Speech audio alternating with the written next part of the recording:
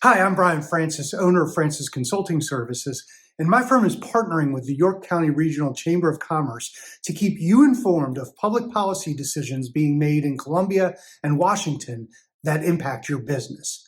Now, each week you'll get a 2 to 3 minute video with the information that you need. Now, this week's going to be a little bit longer as my colleague Greyson Sonntag dives into the budget proposed this week by the State House. Greyson, take it away. Thanks, Brian. I am Greyson Sonntag, and on behalf of the York County Regional Chamber of Commerce, this is Taking Care of Business with Advocacy, where we tell you how what happens in Columbia and Washington impacts your business.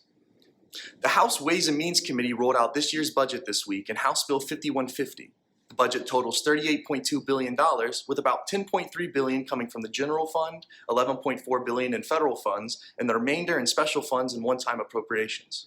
According to budget writers, the House budget focuses on 4 major priorities: reducing taxes, improving roads, building capital reserve funds for the state, and providing raises for South Carolina's public servants. To these ends, $604 million is slated to cover the previously announced income tax cut relief plan found in House Bill 4880.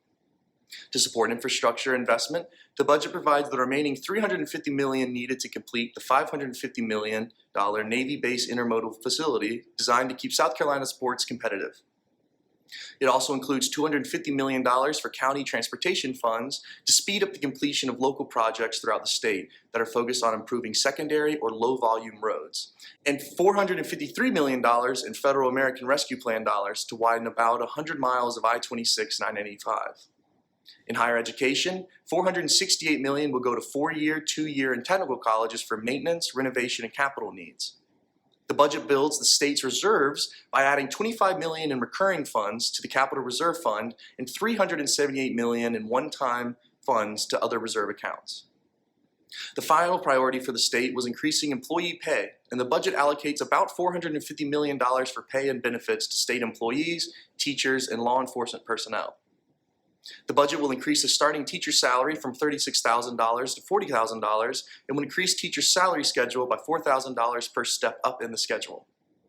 Finishing with some miscellaneous items of note to business, in an effort to strengthen the state's workforce, $55.3 million will be provided for a complete tuition freeze for in-state undergrad students at all 4-year and 2-year U of SC campuses.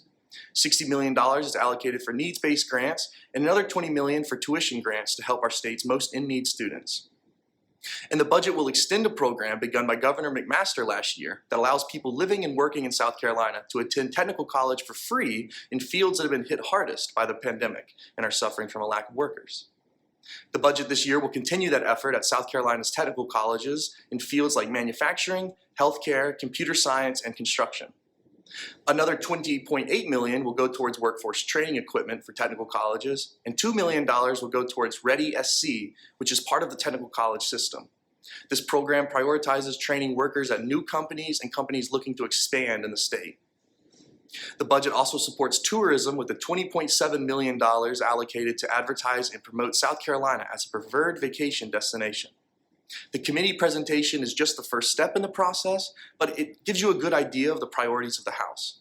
We also wanted to note an appropriation of local note in House Bill 5151, which allocates funding from the Capital Reserve account. That bill includes a $9 million appropriation for Winthrop University Science Complex. Now, I know that was a lot, so we've included a link to the House budget presentation in the email that accompanied this video if you'd like to learn more about the budget. Thank you so much for joining the Chamber and me with this week's Taking Care of Business with Advocacy. We will be back next week with more need-to-know updates coming out of the South Carolina State House.